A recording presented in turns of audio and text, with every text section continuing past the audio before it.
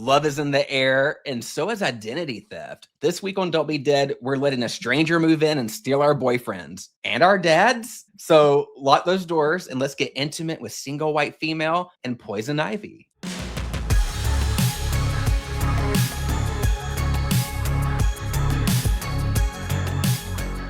She ate. She ate. Yeah. Thank you. Listen, women supporting women is what this episode's all about. Hey everyone, I'm James. I'm Derrick, and welcome to Don't Be Dead. Today's episode is called She Don't Love Herself because we're getting in bed with two erotic 90s thrillers. Yeah, just in time for Valentine's Day, we are discussing Single White Female and Poison Ivy, both from 1992. And spoiler alert, this show is for people who we assume have seen these movies. James, do you have any Valentine's plans? Are you a Valentine's kind of person?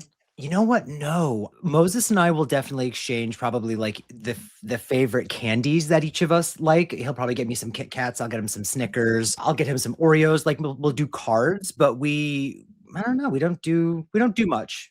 Yeah. What do you do? Pretty much the same. We'll do cards, candy. We don't really go out to eat or anything like that. But we'll cook at home. Sometimes we'll probably grill.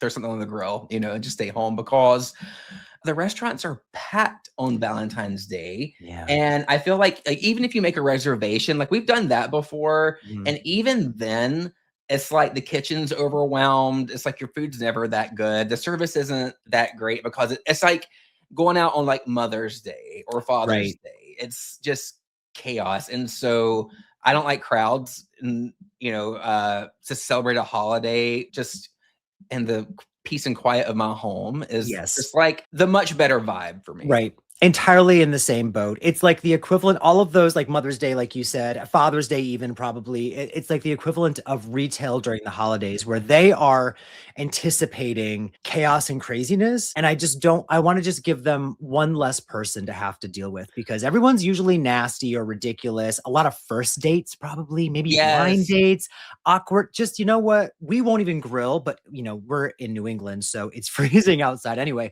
We'll probably order some sushi, hibachi, something, and that's our night, and it's great. Perfect. And we'll watch a movie or some TV, and we'll hang out with Tyler, and that's all we need. Yeah, that's it. I did.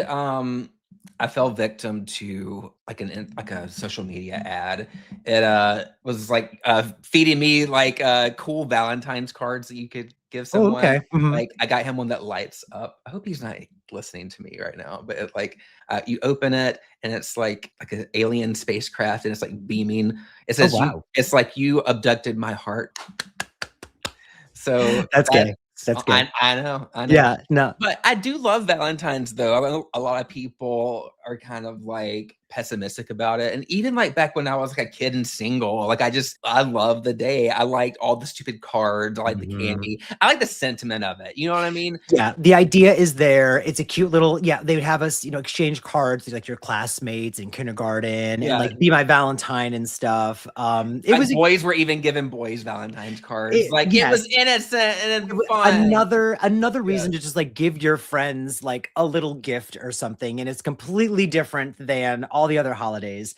And then growing up, you and I clearly fell in love with the idea of a Valentine's horror movie. Oh, my favorite. Yes. And these movies today we're going to talk about are not specific to Valentine's Day, but we said, love was in the air, or lust, or obsession, murder, identity theft. In the early 90s, shit was in the air. So we're going to talk about those, but it's game time. Oh, shit. It's game time, bitch. And today's game is called Single White Catchphrase. Okay. Yep. Now, this one's, I think it's be quick. The thing is, you recently have had an amazing track record with the scores that you're getting on these Don't Be Dead games. This one is pretty straightforward, and I'm going to admit, I think it's kind of difficult. Oh shit. So okay. it's kind of like a trivia situation because we're talking about mostly Single White Female and Poison Ivy. I kept it to just those two movies. Okay. Tell me which movie each of these quotes is from. I'm going to read you a quote. These are very specific again to the movies we just discussed. They are only quotes from Drew Barrymore in Poison Ivy or Jennifer Jason Leigh's character in Single White Female. It's only one of them saying it, and all you have to do is name the movie. Okay. Is it Poison Ivy? Is it Single White Female? Okay. Are you ready? I'm ready. Oh my, I'm excited. Okay. Right. Okay. Number one, you don't know me at all. Poison Ivy. Yay! Okay. Number two, friends share everything. Single white female. All right. Okay. Yeah. Okay. I thought these would be tough. Yeah. I mean, each movie is a little different in how the obsession works. So I guess you can use context clues.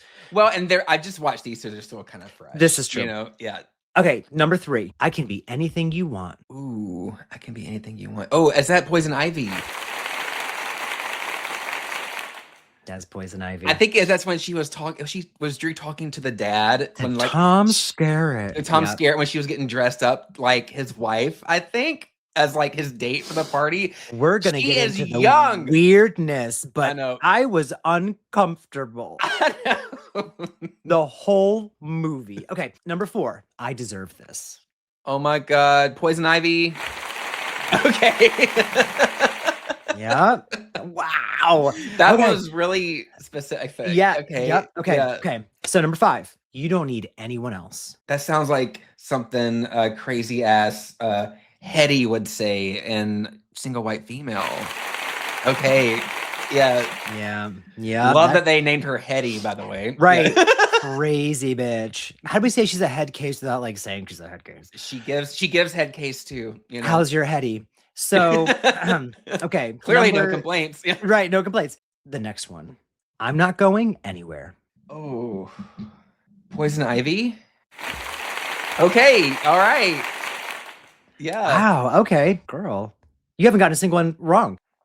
The next one. You wanted me here. Okay, I'm trying to put this in context of the movies and thinking about, because I don't know this quote at all. I haven't really known any of these. It's just been like guesses based on like place the quote in the movie and make it make sense. To me, this one would make sense in Poison Ivy. Okay. Oof. Okay. Yeah.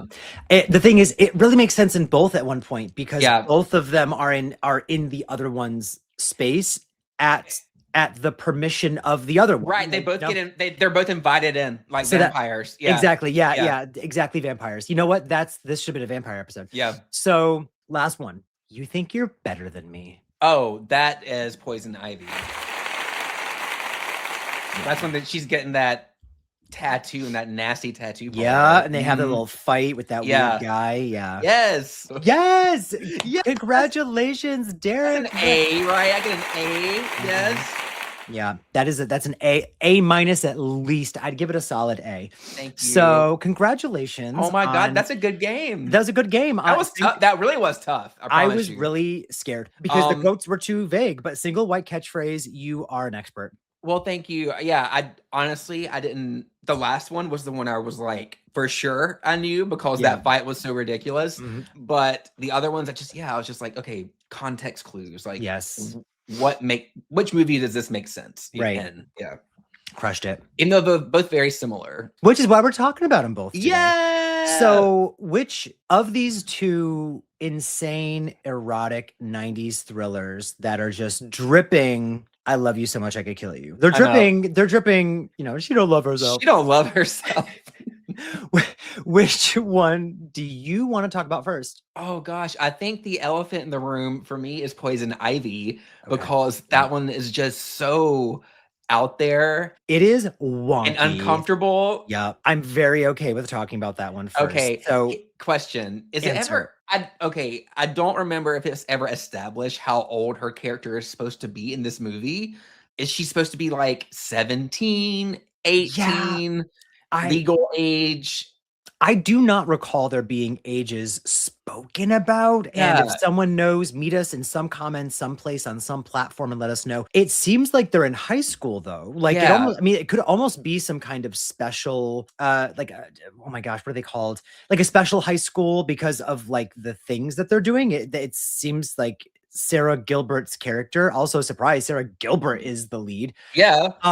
Is involved in like a lot of like these activities for like troubled youth. Troubled stuff, youth. Thank you. you know? Yeah. So I'm like, that's not, would that be like in a normal high school? I But don't know. I don't know, but where they are. At the same time, it's almost like that posh Hillcrest High from H2O. They're doing a lot of shit on the West Coast that we're not doing over here. Yeah. So it could be high school. Either way, I do not think she was 18. It's got to be high school because the character Ivy, played by Drew Barrymore, she establishes that she has to like, I guess, walk or take a bus or whatever, I forget, like to even go to that school. You know? Like she doesn't live there. You're right. They both don't know how to drive. They both don't know how to drive yet. Yeah. Bitch, that means they're like 15. Oh my God. So then there are additional layers. I will say before we go into like all the details, this movie is directed by Kat Shea, who also did an amazing The Rage Carrie 2, bitch. Yes.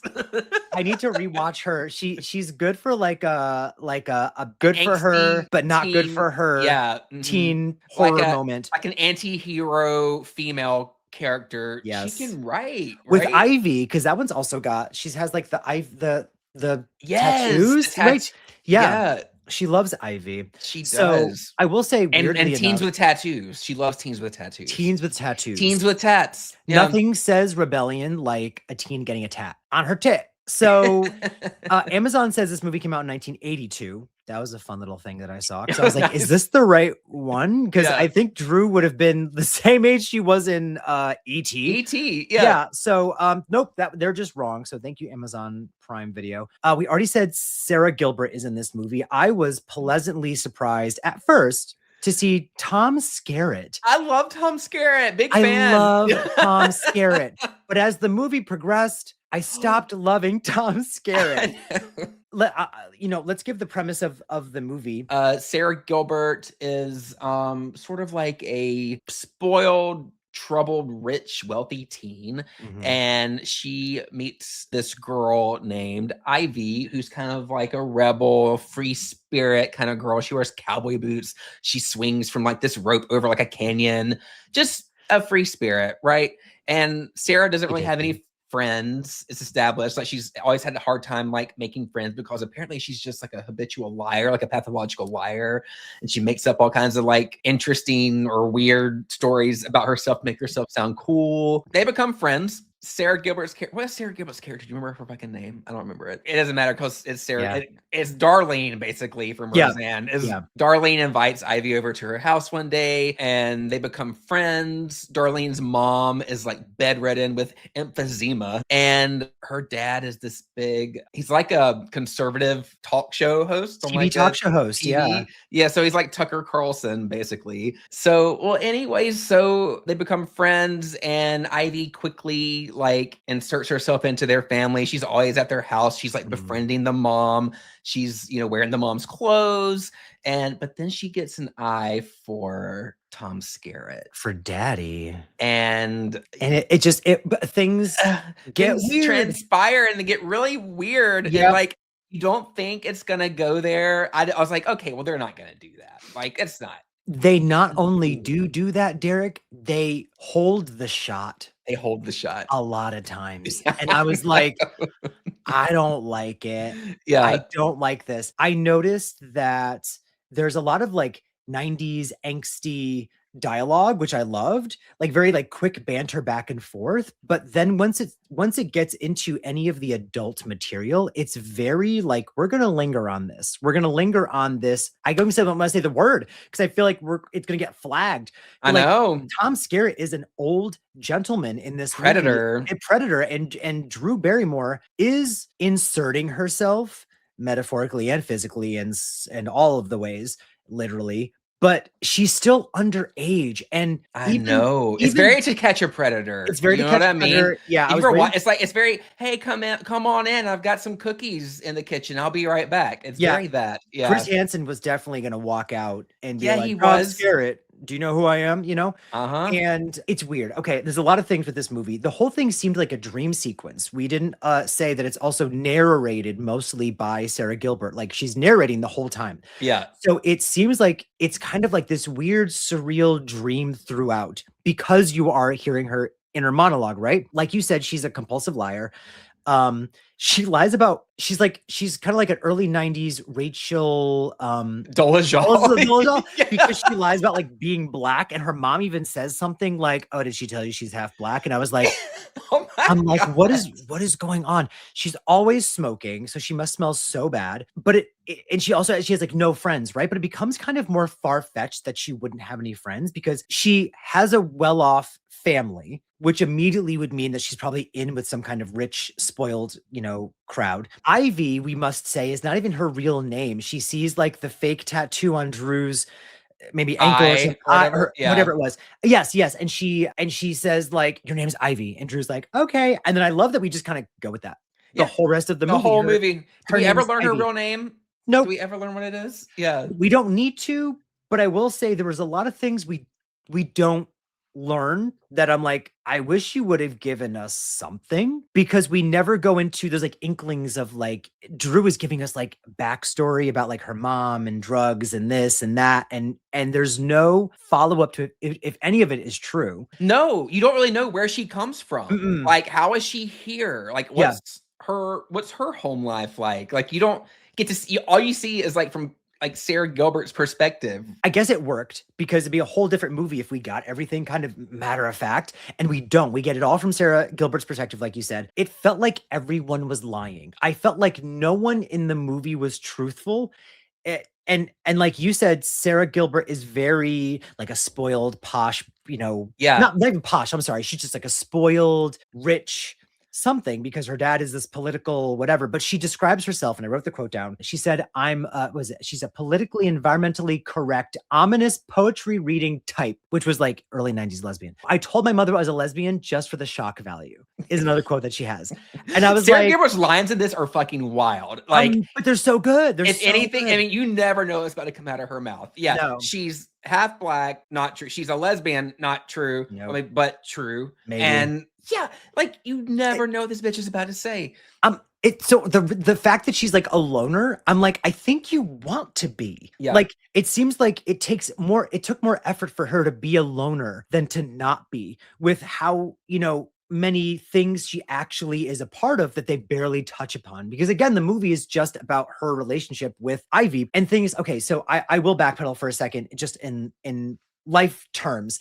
I was aware of Drew Barrymore pre-90s, so like E.T., and I was aware of Drew Barrymore late 90s and on, so Scream and then rom-coms. So I know that in real life, Drew was going through like drugs and like a lot of things were going on in her real life, but I was never aware of this version of Drew Barrymore. No, me neither. And I was like, we see her nips. You do. Through her shirt, through a wet shirt, but I was like, this whole thing was weird. Skangy is the word that Sarah Gilbert uses. Yeah. You're skangy.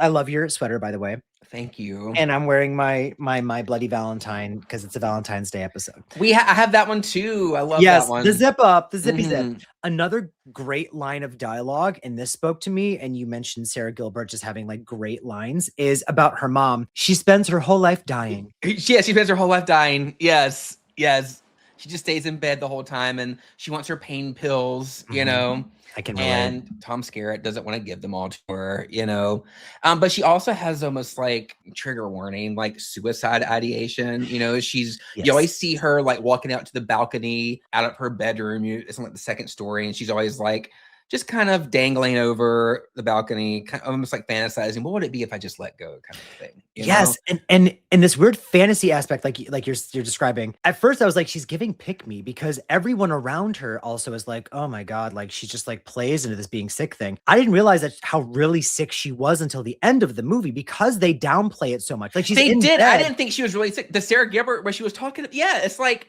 oh well, she's just faking it. Yeah, like, she's got like Munchausen's or something. Yes, yeah. And I didn't really pick up on it until you said earlier that the movie is from the perspective of Sarah Gilbert. It really, I didn't realize that my annoyances and frustrations in my perception are just entirely made up of the fabrications of Sarah Gilbert. So Yeah.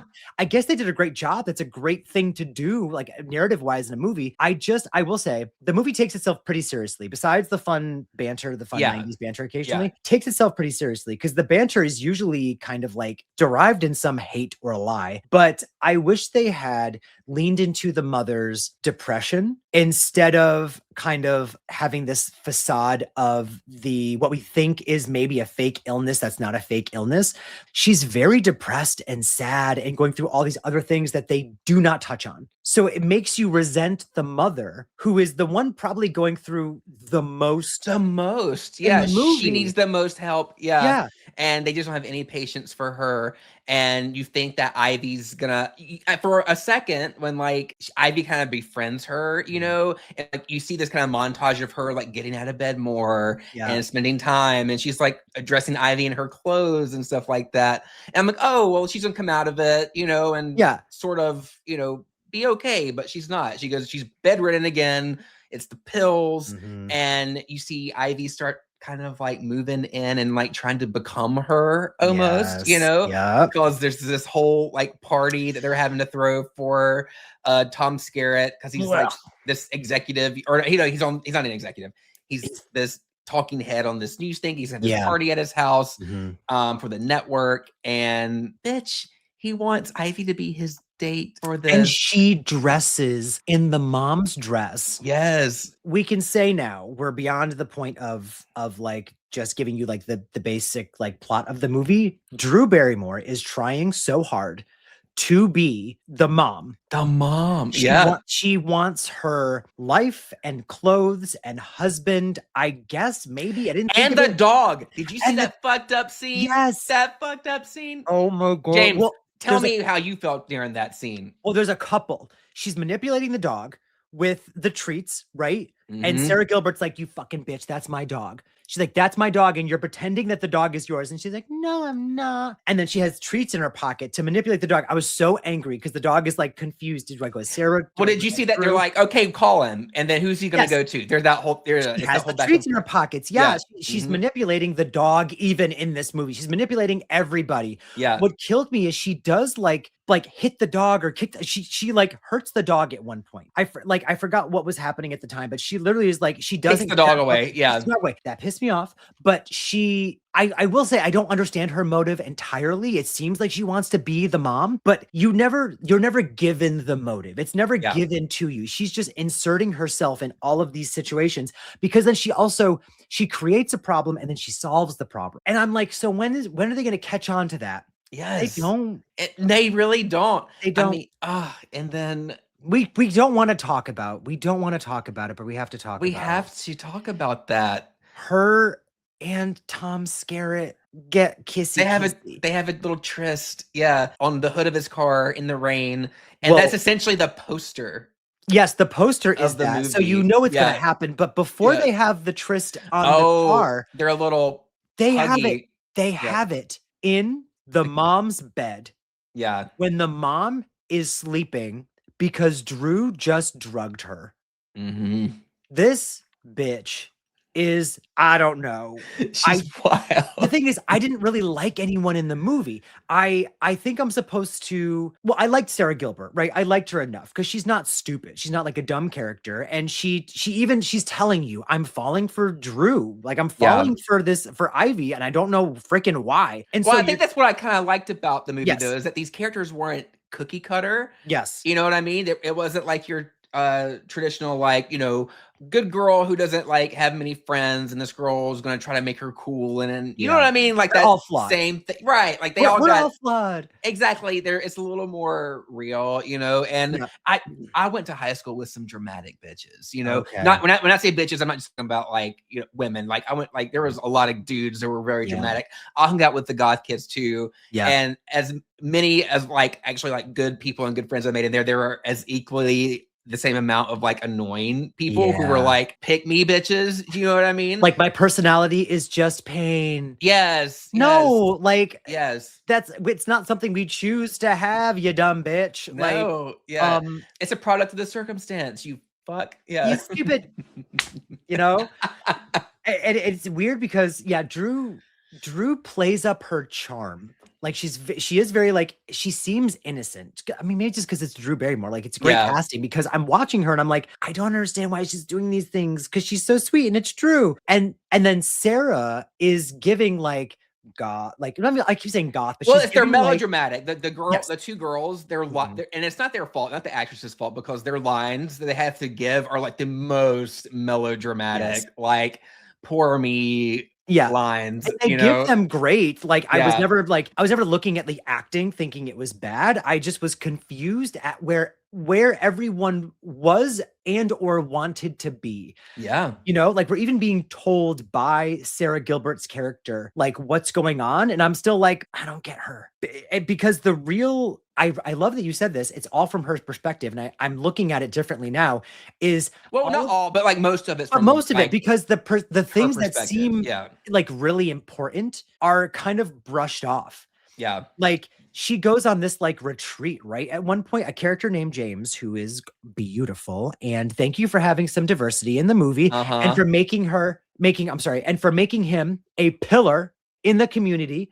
He's like bringing these like underprivileged kids to like this camp to do this thing. And Sarah Gilbert is a part of this project with him, which is again like that's huge. Yes. But in the movie, it's nothing. No. In the movie, it's absolutely nothing. We never see James again, which is unfortunate. I thought, They made him kind of like a throwaway character. yeah, I know Yeah. this tall, beautiful man that I thought we were going to get more of, but it's fine. And that's great. You know what? He's like, I got my own shit going on. Can we talk about the argument that they had at the tattoo parlor? Please. Because I really want to talk about Yes. that part. At the tattoo shop, Ivy's getting like a permanent tattoo and she's trying to convince Sylvie to get a permanent tattoo.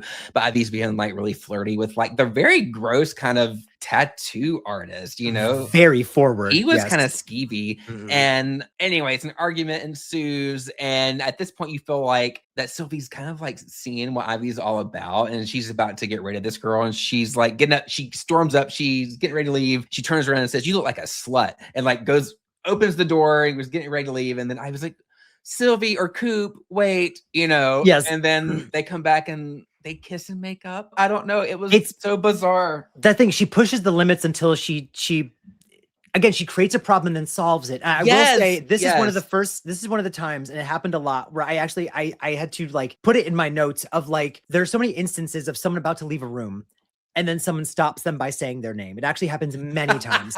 Like it's a motif. Yeah. It's like she's like, Cooper. The mom that when she's leaving the mom's room, she goes, "Honey." She turns, Ivy. You're right. Literally, it happens so many times. You're so right. And one of the first times is the tattoo parlor. I don't know if this is when she actually says this line, but I love this line. "I never knew anyone who looked so much like a slut. And here she was, my best friend." That's what I say about you all the time. I know. Yeah. I was going to dress in a sluttier outfit today, but I didn't, I couldn't find my red Drew Barrymore dress. I was going to wear the same one that she wears at the party with Tom Skerritt. But are you wearing that hoodie as a dress? Are you pulling like a Kelly Meeker and there's nothing underneath? I am. There's nothing underneath her, actually, for real. But my dress is at the dry cleaner, so you get this instead.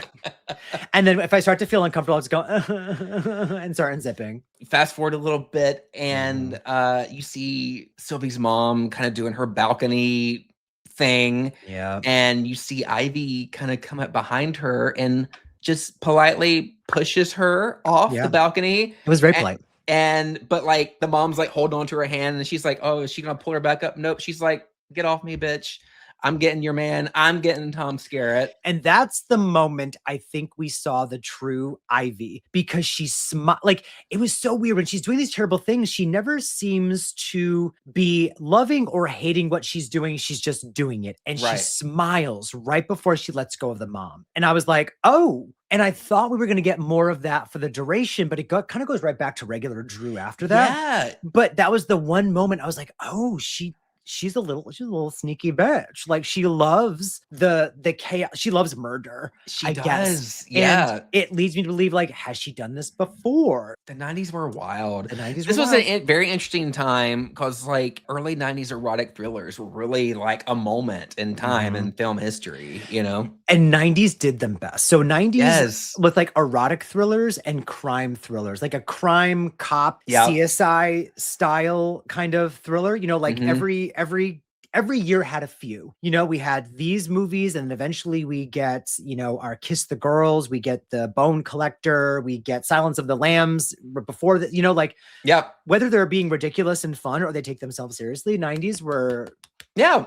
thrillers. Was there anything else you wanted to talk about before we get to like the No, I was good to climax go and right okay. to the, yeah. All right. So realizing not much in the movie has any real punch to it, I was like, why is nothing like landing for me? And I think it's because there's always like this romantic music playing in the background most of the time. There's never like scary music, but you know, just, it's kind of dreamy. Like you yes, said. the whole thing, yeah, dreamy and surreal. Yeah. It gets to the point where Sarah Gilbert is like in the hospital after a car accident that Drew Barrymore caused. And Drew Barrymore like kind of cheats the scene, right? It makes it look like Sarah Gilbert was driving this car that crashed, even though she wasn't. It was Drew and this and that. The second they showed Drew hit the wheel, I was gonna say Ferris wheel, the driving the steering wheel, and she had a bruise. I was like, that bruise is gonna come into play. Yep. And it does. They say that Sarah Gilbert's character is crazy and she was driving the car, and her dad believes them right away, which is fucked up. And he wants to believe that because he's like, I'm sleeping with Drew, you know? So Sarah Gilbert, why can't I say her name?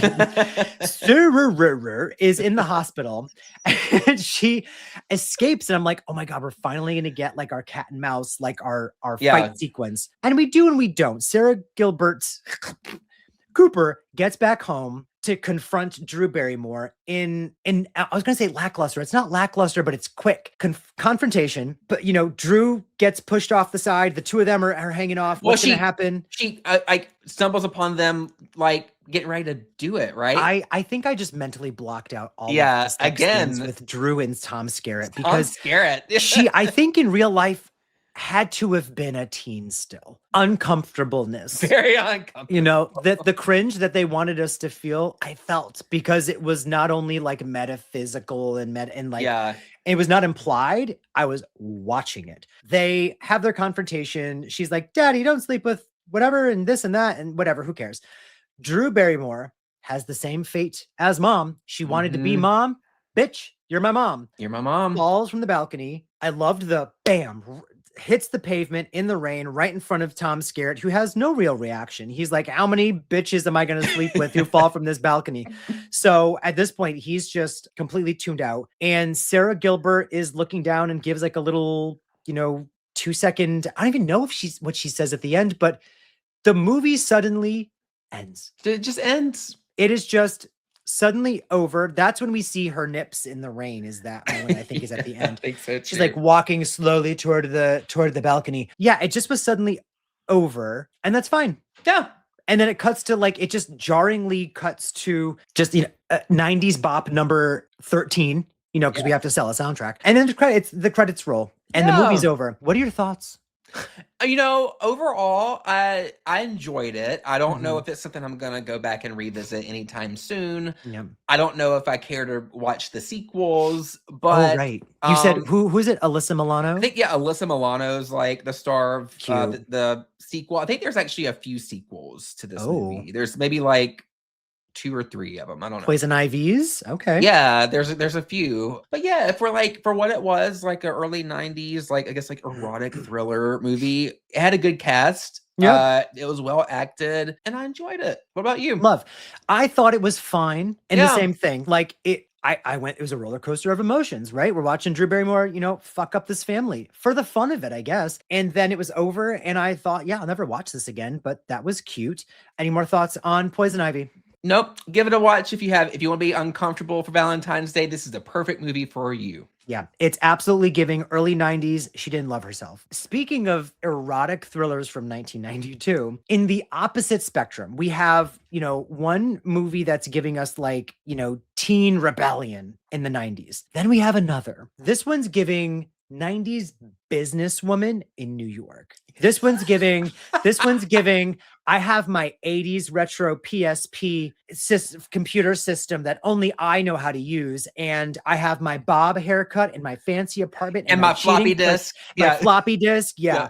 And my high heel shoes. And that movie is the 1992 erotic horror thriller, Single White Female. Yes. And I will say of the two movies, I preferred this one. Oh, sure. Yeah. Directed by Barbet Schroeder. Which I thought was a female at first. Not.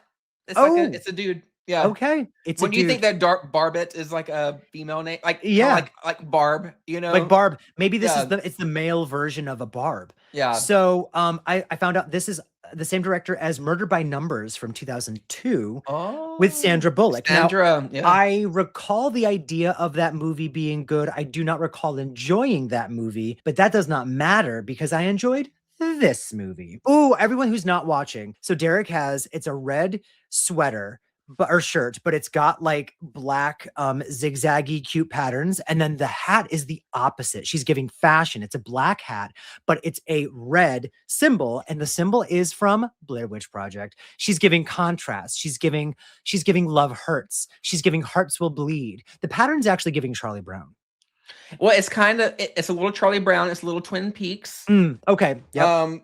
It's kind of like if you look close, it's almost like a kind of like a Southwestern style. Okay. Yes, that's what I'm getting at. You know, it's a lot. There's layers. It's giving lots of vibes. I do also want to call out, because we didn't establish, like the heart neon sign behind you. Oh, There's a Valentine poster. She's there. Yeah, she is there. Like this is thought provoking. We love Valentine's. I love a Valentine slasher, and I know we probably should have talked about this before at the beginning, but like the obvious ones are My Bloody Valentine, Heart Eyes. We'll get to those, but like those have been, there's a lot out there about those. You know what I'm saying? You can hear people talk about those everywhere, and they will talk about them amazingly. I listen to those people talk about them. Single white female. We used to be those. We were those. We were those before. Back in the, as I'm twirling my, oh my God, back in the day.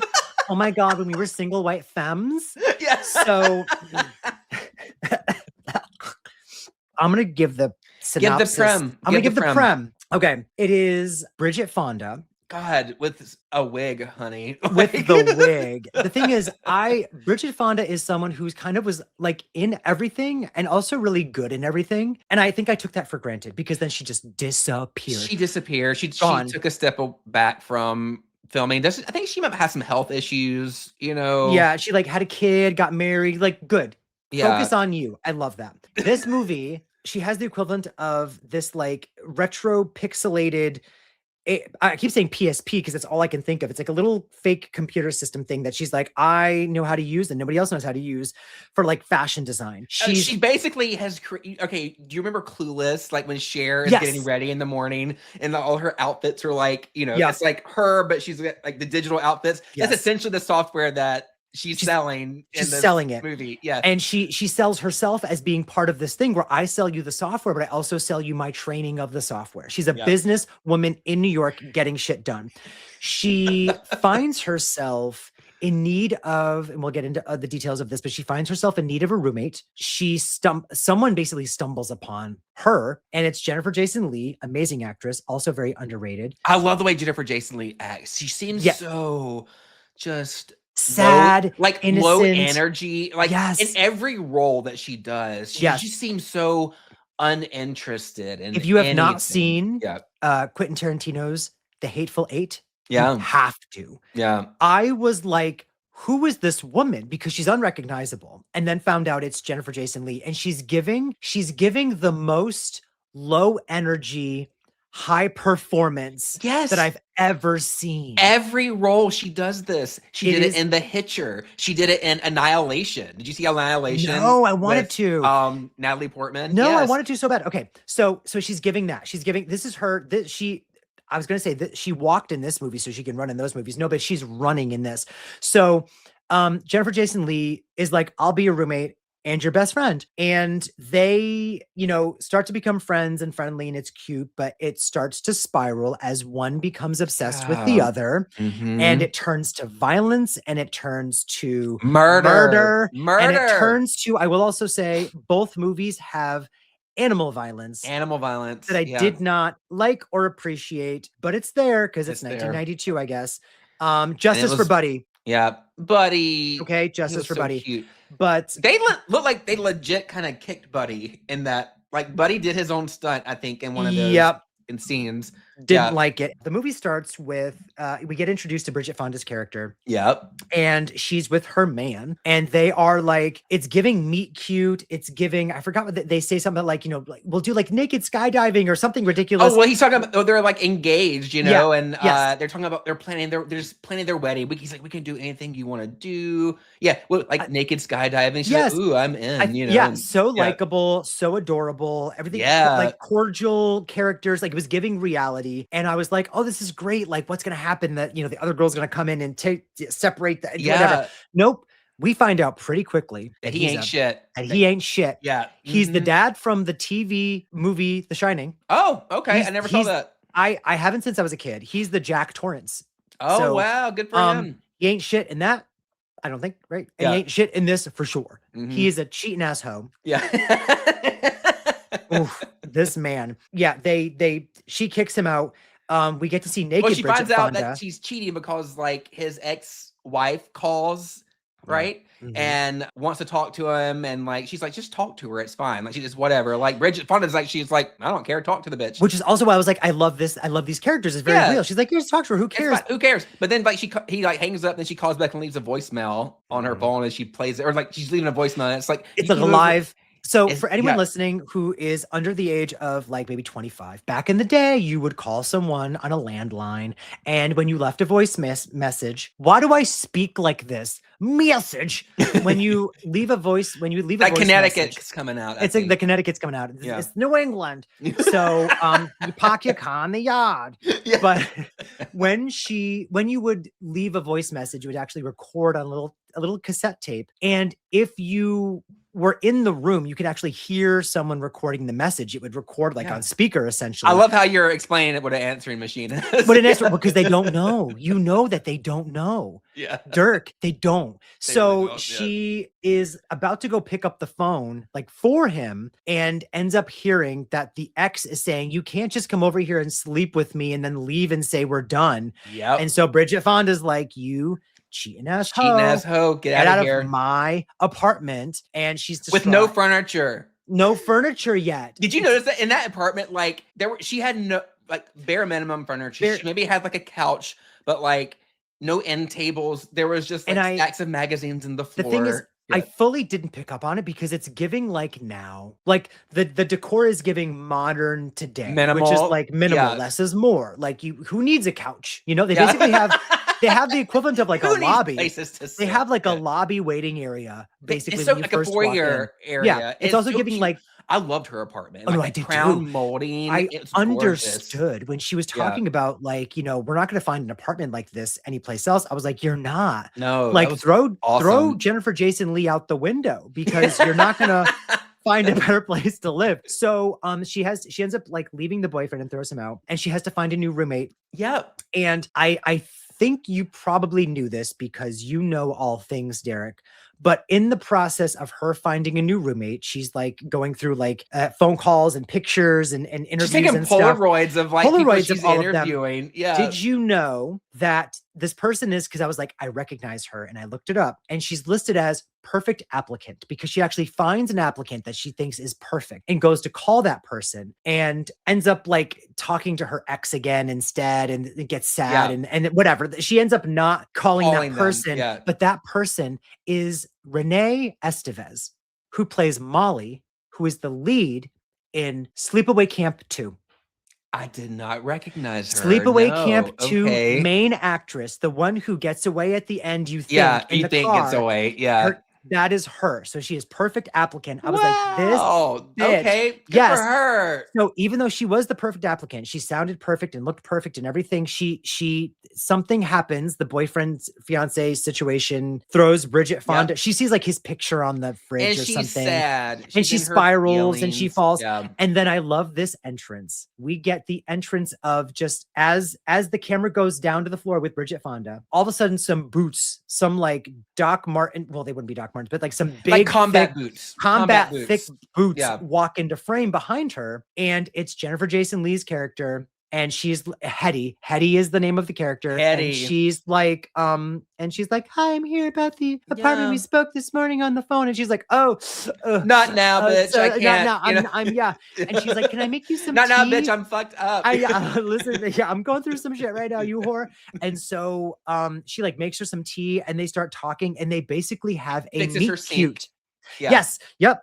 Oh yeah, fixes her sink, and then we get like a oh my gosh montage of them becoming besties. Yeah. And it is really adorable though, like it's really cute. I know, because it does seem all innocent and genuine. And like she lands this like contract, like her first contract with this company who's going to hire her. You know, they're going to buy her software, and you think everything's going well until the ex calls. And she kind of like The Shining comes back into play, and Hetty says, your man's not going to come back into play, right? Because I don't want to move in, and then you get back with him, and I got to move out again. And she's like, that won't happen. The boyfriend comes back into play. I will say the 90s were known for like a sex scene with like very slow sex. Like, no one does it that slow unless the straights do, but the gays don't. And that chair looked really uncomfortable. And a chair, just like no, like I get that you're doing it for this cinematography of it all, and the curtain is whatever, and it's blue-gray lighting, but like no one, that's not pleasurable for either of you. He wants you to go faster, and she's uncomfortable. Okay, so. Like, let's be real. Now, when did she gift her buddy? That's what I was thinking. Is it's not long after that. Yeah, that I think she basically realizes Hetty realizes I need something to win her back, and so she gets the dog, and so she gets this beautiful little like I think retriever, puppy, or lab retriever, or something, and his name is Buddy, and Buddy is so cute. And the thing is, she's like, I don't want the dog is gone by tomorrow, but she falls in love with the dog. I know, how can you not? He's so cute. How can you not? She's working at one point with Buddy in her lap, and I'm like, be so fucking for real, because that is what we do with Tyler. Yep, that's it, that's my man. So she falls in love with the dog, we fall in love with the dog. I don't want to linger on this for too much, but I will tell you that if you didn't know that she was a psycho, you know now, because that beautiful dog ends up deceased, having plummeted from their high-rise apartment, like the mom in Poison Ivy, essentially. Like the mom in Poison Ivy. We are dropping bitches from balconies in both movies in 1992. I'm very glad we did not see it happen. At least it is very much implied. We see him at the bottom, but we don't see like a dog fall. That like puppet they had the dead puppy laying really, but they did it from a distance. So I'm like, I'll give you this. I almost cried because I was so sad, because it is so all of a sudden. But not long before this is when we have the scene where you said Buddy did his own stunts, and she's getting upset because the dog worked for a little bit, right? Yeah. And then it stopped working. And she kicks Buddy. She kicks him. This stupid fucking twat. It looked like she actually kicked him, though. That's the thing, is I'm like, if you're method acting and you kicked Buddy, like I need you to chill out. Yeah. But she kicks him. The dog obviously loves Bridget, does not like Jennifer Jason head case. Yeah, batshit crazy Hetty, right? Super Hetty. Super heady. Yeah. When she tells her, well, he's gonna cheat on you again, and don't come crying to me when he does. Yeah. And but something that I didn't see coming, no pun intended. The first time I watched Derrick. was that the person that Sam does technically cheat on her, Yeah. but not in the way I expected. Yes. Right? And Did you see this coming, I James? didn't see it coming. He didn't see it coming. She knew it was coming. She knew it was coming. And what's even more awful is whoever wrote this and the direction and the timing is right when he realizes that Jennifer Jason Leigh's character has snuck into his hotel room dressed as, with the same hair as, looking like Bridget Fonda. Yeah. He thinks it's Bridget Fonda. Right, because she has the same. Everything. Well, he's in like his hotel room. He's in bed asleep. It's dark. She has the same haircut. She has her clothes on. She has her jewelry. She has the same perfume. You can't blame him at all. But the second he realizes it's not her and he goes to be like, get off me, one of them does get off. They do. And it's not her. And he's in the middle of climax. When he realizes that her. And so yeah. It's like he lets it happen. And then he just lays there like, what do I do now? What do I do now? Like, because what was he? I don't know what he would have had to like jump out of bed and like do it on the floor or something. Like it was literally in the middle of it happening. You were wearing her perfume. You're wearing her clothes. Like, you crazy bitch. And then she says, I'm going to tell her what you did. And he says, actually, I'm going to tell her what you just did. Yeah. So when she realizes that the truth from him is going to hit harder than the truth from her, I didn't see this coming at all either. She picks up her heel and she kills him. In the eye, ho. In the eye, ho. In the eye. Right in the eye. Yeah. The heel of her shoe into his eye. He is instantly deceased. He is dead on the floor. Shoe sticking out of his eye. I know. And the wrestling world, we'd call this a heel move, you know. Oh, it was a heel move. Yeah. Yeah. Snaps. She really turned heel there. She really turned heel. Okay. Give us more puns. I figured something. I kind of love that moment though. I loved it. Wow. I thought something would happen, but I did not think it was going to happen that quickly or that fast or in that way. And then we're in the third act, or as I like to call it, the thirst act. Oh my God. You bet. So everything from that moment is just boom. It is 0 to 100. Yeah, yes. Wild. We get the 90s thriller, like chasing and fighting and whatever that I would want, that was missing from Poison Ivy and sometimes was missing from these movies. Like sometimes the buildup is really good, but then it kind of doesn't go anywhere. But in this one, bitches were getting tied up. Oh my gosh. Getting shot. But the only thing that was a little unbelievable for me is like Bridget Fonda is clearly like has some size advantage on Jennifer Jason Leigh. It's like, girl, you could drag her. We also haven't discussed Graham. Graham is the name of the upstairs neighbor. The gay, the sister. We have a sister. So who she's gets, like, up there, knocked out for like an entire day. Yeah. There's a lot of you think that he's dead, he's not, because Jennifer Jason Leigh. A couple of things I appreciated. I appreciated that we find out that he is not in fact dead and he is still alive and he comes back and he saves the day like right at the end. Yeah. Love that when we find out he's alive, we cut to his cat, who I'm so glad survived the movie because I was scared. The cat is cuddled and sleeping on him in the bathtub. I know. I also like to be like serious about cinema for a second. I love that he's a gay character, that him being gay is not exploited in a way that's annoying or stereotypical. No, it's like it's fine. It's totally normal. Like even when just there in the beginning, when Hetty's moving in and Bridget Fonda's walking around and showing her the apartment, she goes, "Oh, this is Graham. You know, don't worry about him." You know, I forgot what it was, but he goes, "Oh, he's gay. You know, it's nothing to worry about." And that's it. Yeah. And all of because I feel like, a gay he wasn't a stereotype. He wasn't a stereotype. He wasn't like, he's giving her advice as like a normal, just human being. Like he just is a normal person who happens to be gay. And there's not a lot of that. I feel like that's what people think we want, like more gays in cinema and more gays, whatever, being like, yes, queen, yes. Like, no. I mean, that's fine too, but everyone I know we do that sometimes too, but that's not all of us. But he literally,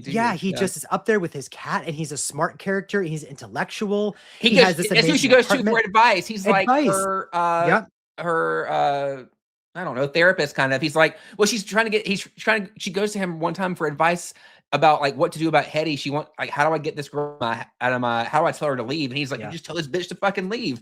But what you don't realize is that sound travels from, this was established early on. Sound travels between like the vent system, the heating vents in these apartments above them. And so you can hear like the conversations in one apartment, like the one below and above or whatever. And so Hetty hears him saying this. And that's when she goes and fucks him up. She fucks him up, but he survives because gays survive. He's a gay who lives. He's a gay who lives. So I loved that. And I'm glad you brought up Graham. Oh my god, I can't believe I almost forgot to mention Graham. We love Graham. And because a lot of like, I feel like in the LGBTQ horrors of it all, we discussed this in the like our Countdown to Carnage New Year's Eve episode when it came to Terror Train, like the killer being, you know, LGBTQ, like are they an ally? Because it's the killer, right? Always it was the killer, or it was the you know, there's always like something provocative or whatever. Right. Well, like even like in Fatal Games or Sleepaway Camp, trans, like queer trans characters are like the villains and stuff like that. Which again, I actually have no problem with. I think that's kind of cool, but it is nice to see just a regular person as a hero too, you know, regular queen with a day job and a cat. The weird kind of like over sexualized stuff is Hetty.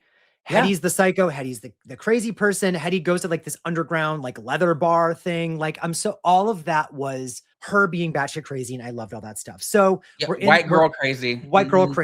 That's one of my favorite subgenres, I think. I think so too. Yeah, it's good. Okay, listen, editing on point, sense of urgency on point, the suspense is on point, drama the acting is on acting, point. drama, trauma. We're getting past, present, future, you know, like we're getting all of this shit. I was like, this is so fucking good. And then we get this cat and mouse moment, you know, where it turns into like it's a good for her movie from go, because you start off being like, it's a good for her movie with Bridget Fonda. It's a good for her movie when, you know, Jennifer Jason Leigh finds a place to live and they become friends. Like you actually are rooting for both of them at different parts of the movie. Good for her movie when Graham comes back alive. Comes back alive. Good for her movie when the cat is still alive. Like, you know, good for her movie when the old lady from In the Mouth of Madness pops up in the hallway. So loved it. So good. I really loved it. I'm so glad. Yes. Another she didn't love herself moment. Because we do get a lot of moments of Bridget Fonda not having enough confidence in herself. She gives into like, I have to go back to my man who's a cheater, because she doesn't have the confidence that she can find somebody else. I have to accept a lower salary or lower payment for this job. And the assault of it all. The assault of it all. I have to lower my standards when it comes to work because I'm not enough. The movie is giving a lot of I'm not enough. With Bridget Fonda, it's more subtle and realistic. With Jennifer Jason Leigh, it's, you know, like I would kill to be you. Like it's said throughout the movie without being shoved down our throat, which I loved. I love like tell me something without telling me something. I like it too. It's called good writing. That's what that's called. So those are like two early 90s erotic thrillers. You know, similar themes. Like, what are some others that we should watch? Because honestly, I have not seen a ton of that genre of like, you know, erotic thriller. You know what I mean? But I'm open to it. Like, I kind of like them. If there's like a good story there, I can get into that. I don't care about the sex and all that stuff. Straight people, whatever. But you know, have slow sex on a chair. Both movies have like, you know, the sexual kind of gay undertones of these women being obsessed with other women. You know, it's there. And it's there. In one movie, the antagonist is the obsession, and in the other, the protagonist is the obsession. And I really enjoyed that contrast when watching these essentially as a double feature. And at the end of the day, at the end of the day, single white female seems to, I think I said this before, it says a lot more by not saying as much. You know, and I enjoyed that a lot, but these were both a good time.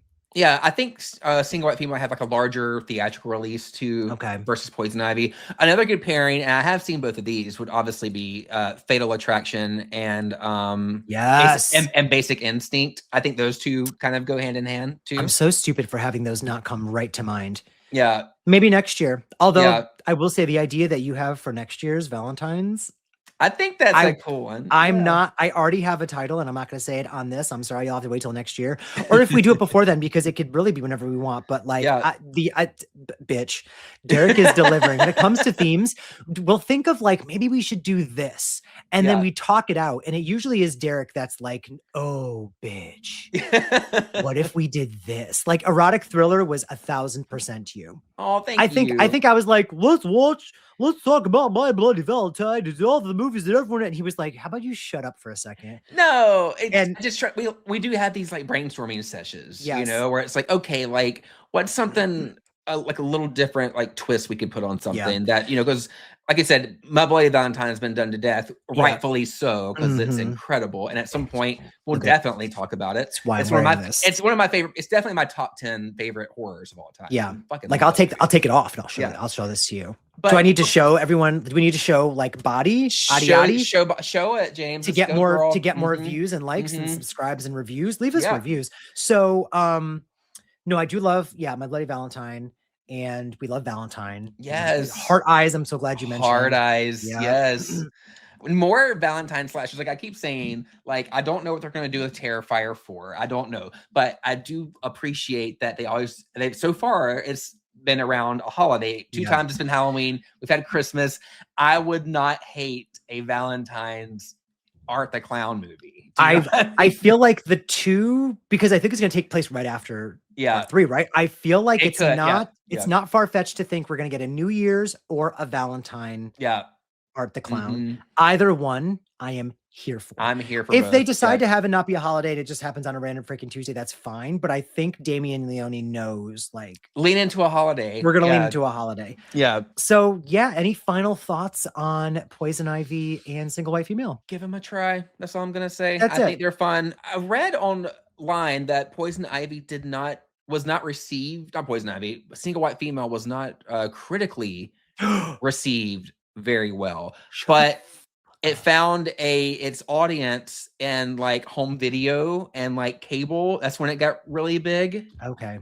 Back then, that's shocking. I'm like, I would thought like this would have been like a bop in the theater. I mean, I was too young to go see it. But I feel like a lot of movies that came out in the early 90s were great, and the early 90s, this is the reason I think people say like Scream was the resurgence of horror, blah blah blah. It brought horror back to mainstream, I guess. Like, but the thing is, you had amazing movies coming out in the early 90s, but people were like tired of it, or there was fatigue, or maybe like another genre was kind of, like when Marvel movies were coming out all the time, like other genres maybe fell. Maybe something else was happening at that time that people were like, I don't want to go see a thriller, I don't want to go see a horror movie. That changed at the end of the 90s. But yeah, this movie, I watched it now in 2020. Well, now it's 2026, but I watched it. I was blown away. It is. So it did say, I did read one line. It did say that this kind of kickstarted the erotic thriller genre. That a lot of these movies that came after it it was inspired by this. This was kind of what kind of gave it its momentum. Gotcha. We wouldn't have had The Hand That Rocks the Cradle if we didn't have Single White Female. Right. I love that. I absolutely love that. What do you think? Any final thoughts on it? I mean, no, I'm totally good with these movies. Again, check them out. We talked about a lot of movies from the early 90s. I can confidently say you should listen to the following episode the next episode, because we're going to talk about even more of them. It's a bop. It's a bop. And it's one of those brainstorming sessions that we happen to have, and bitch, I'm really excited for that one. So if you want to hear us talk about early 90s horror, listen to this episode again, and then listen to the episode that comes after this one. But yeah, like, meet us in the comments. Let us know what you thought of these movies and other, erotic 90s thrillers. For more Don't Be Dead, watch on YouTube, listen wherever podcasts are available, and get extra content on Patreon. Don't forget to leave us a review. And until next time, Derrick, what should they do? Don't be dead, ho.